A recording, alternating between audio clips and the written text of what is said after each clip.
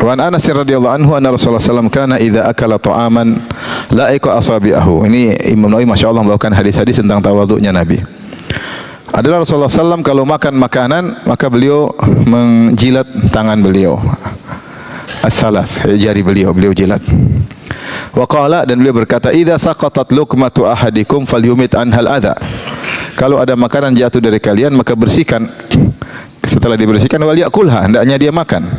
Wala yada'ha li syaitan, jangan tinggalkan buat syaitan. Wa amar an tuslatal khas'ah, dan beliau ingin khas'ah dibersihkan untuk diambil, jangan dibuang, tapi kalau ada sisa-sisa dimakan. Ya. Yaitu dijilat, kalau ada piring yang masih sisa diambil, ya, dimakan. Qala fa innakum la tadruna fi ayyi ta'amikumul barakah.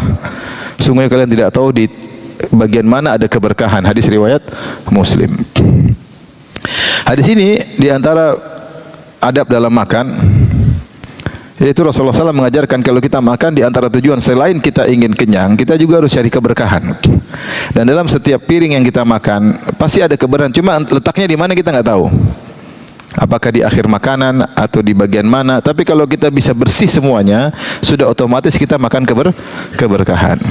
Dan kalau kita makan keberkahan, dia punya efek dalam diri kita. Semangat beribadah, kemudian tidak semangat maksiat. Karena ada berkah. Kita makan yang berkah. Kalau makan tidak berkah kan repot nanti. Oleh karenanya seorang berusaha makan bersih, kalau perlu dijilat apa yang tersisa, agar tidak ada keberkahan yang terlewatkan. Ini sebab yang pertama.